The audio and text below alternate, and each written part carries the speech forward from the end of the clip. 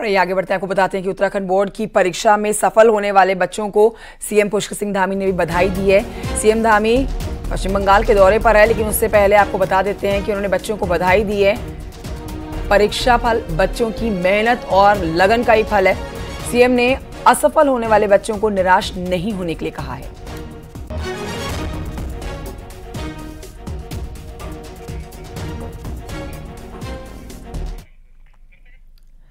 उधर उत्तराखंड में मुख्यमंत्री पुष्कर सिंह धामी पश्चिम बंगाल के जब दौरे पर हैं तो यहां हुगली में जन प्रचार करते हुए रोड शो भी करते हुए नजर आ रहे हैं। ये तक ये तस्वीरें उनकी आपकी रोड शो के दौरान की हम आपको दिखा रहे हैं। बीजेपी उम्मीदवार के समर्थन में मुख्यमंत्री योगी आदित्यनाथ भी यहाँ मौजूद हैं और मुख्यमंत्री पुष्कर सिंह धामी भी यहाँ पर मौजूद हैं। अभी आपने कुछ देर पहले मुख्यमंत्री योगी आदित्यनाथ की जनसभा भी देखी। अब आपको दिखा रहे हैं ये हम रोड शो की तस्वीरें, जो कि हुगली में पुष्कर सिंह धामी इस रोड शो की अगवानी करते हुए नजर आए हैं। भारी संख्या में यहाँ पर पश्चिम बंगाल के लोग और बीजेपी के कार्यकर्ता जुटे हुए हैं। मुख्यमंत्री पुष्कर सिंह धामी ने लोगों से बीजेपी को वोट देने की अपील की है।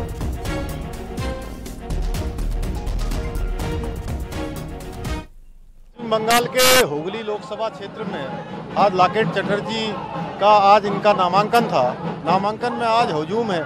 माताएं, बहनें, बड़े बुजुर्ग सब चिलचिलाती गर्मी में, इतने टेम्परेचर में 10 किलोमीटर का लंबा रोड शो चल रहा है और इसमें जिस प्रकार से लोगों का आशीर्वाद मिल रहा है, इस बार बंगाल में बहुत बड़ी जीत होने वाली। लॉकेट चटर्जी पिछले चुनाव के मुकाबले इस बार दुगने वोटों से जीतेंगी। ऐतिहासिक यहाँ पर मार्जिन होगा, ऐतिहासिक जीत होगी। 35 से अधिक सीटें इस बार बंगाल की जीतेंगे। मोदी जी को प्रधानमंत्री बनाने के लिए पूरा बंगाल एक तरफा जो है समर्थन करे।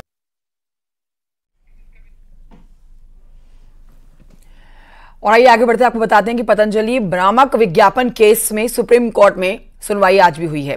इसके बाद सुप्रीम कोर्ट ने उत्तराखंड के आयुष विभाग के जॉइंट डायरेक्टर मिथिलेश कुमार से पूछा है कि पिछले 9 महीनों में आपने क्या कार्रवाई की है और जो कार्रवाई की गई है वो कब तक के लिए है। सुप्रीम कोर्ट ने कहा है कि आपको ये सब पहले ही करना चाहिए था।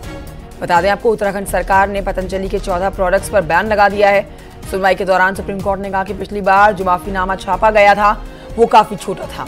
उसमें पतंजलि केवल हल्का सा दिखा हुआ नजर आ रहा था, मतलब काफी छोटे शब्दों में लिखा गया था पतंजलि। लेकिन दूसरा माफीनामा बड़ा देखा गया। मुकुल रोहतगी ने कहा है कि हमने जो माफीनामा पेपर में दिया था उसे रजिस्ट्री में हमने जमा कर दिया था।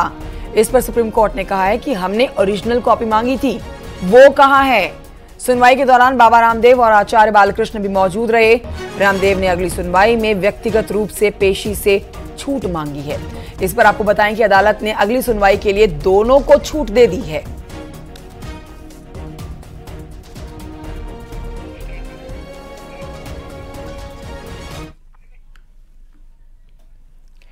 रामदेव की दिव्य योग फार्मेसी को एक बड़ा झटका लगा है उत्तराखंड में भी। सुप्रीम कोर्ट के बाद अब राज्य सरकार की हम बात करें तो यहां पर उत्तराखंड सरकार एक्शन मोड में आपको नजर आएगी। दिव्य योग फार्मेसी और पतंजलि के 14 प्रोडक्ट्स को सरकार ने बैन कर दिया है। दवाओं के भ्रामक विज्ञापन से जुड़ा हुआ यह मामला है। ड्रग्स कंट्रोलर विभाग ने सुप्रीम कोर्ट में हलफनामा भी दाखिल किया है।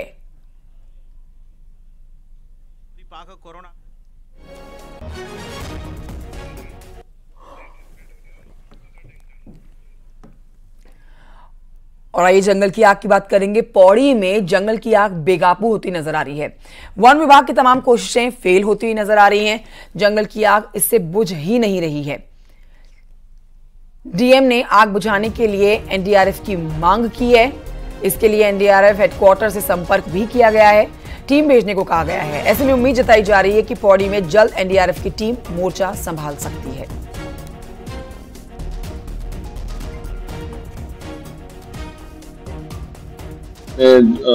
कई सारे प्रयासों को कंबाइन रूप से कर रहे हैं। इंटीग्रेटेड अप्रोच पे जो काम चल रहा है तो उसमें इवन रेवेन्यू की टीम या दूसरे बहुत सारे नोडल ऑफिसर्स भी इन्वॉल्व हैं। कल एक्टिव फायर का नंबर शाम तक 25 था और इसी क्रम में हम लोगों ने एनडीआरएफ की टीम के लिए भी रिक्वेस्ट की और उनके हेडक्वार्टर में बात की है। मुझे उम्मीद है कि जल्दी हमें एनडीआरएफ की टीम भी इसमें मिल जाएगी।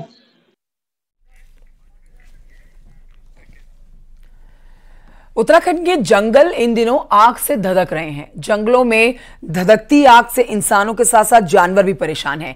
लेकिन ये आग सबसे ज्यादा खतरनाक मानी जा रही है पर्यावरण के लिए, खासकर उच्च हिमालय इलाकों में मौजूद ग्लेशियर्स के लिए। देखिए रिपोर्ट।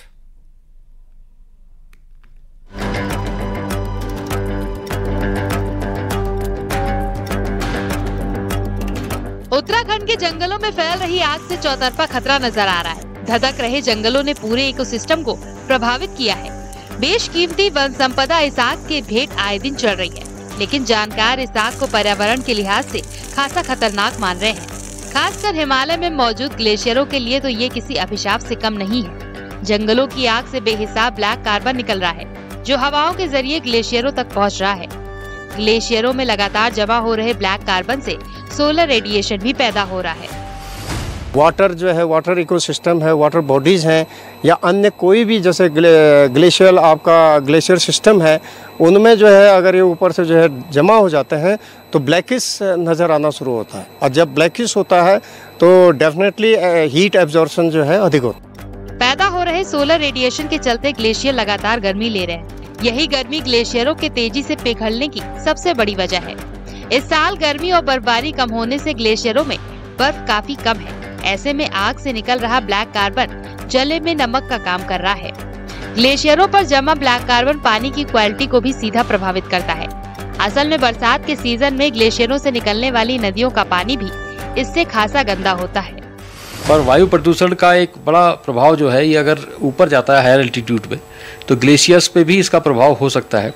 इस पे अध्ययन करने की जरूरत है कि ये कितना इम्पैक्ट डाल रहा है ग्लेशियर्स पे।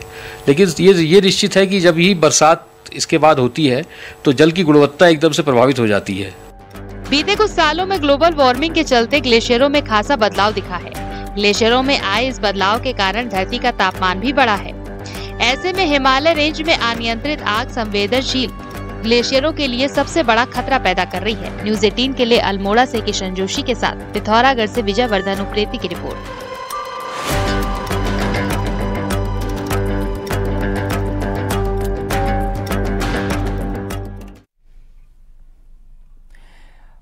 पौड़ी जिले में बांज के जो जंगल है वहां भी आग की चपेट अब देखी जा रही है, जिससे जल स्रोतों के जो सूखने की जानकारी मिल रही है उस पर संकट मंडरा रहा है। दरअसल बांज के जंगल भूमिगत जल को संरक्षित रखते हैं और जल स्रोतों को रिचार्ज करने में अहम भूमिका निभाते हैं।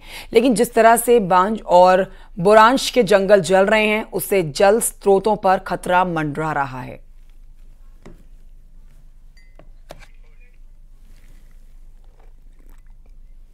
जो है बांज बुरांश के जो जंगल है, रोडोडेंड्रॉन के जंगल, ये हमारे लिए बहुत ही महत्वपूर्ण पानी के स्रोत है। अगर इसमें छोटे छोटे सैपलिंग्स जल जाते हैं तो इसमें इसका जो वाटर रिटेंशन कैपेसिटी है, पानी को होल्ड करने की कैपेसिटी है, वो कम हो जाती है। तो हमारा निरंतर यही प्रयास है कि बांज के जंगलों को प्राथमिकता से हम लोग बचाएं।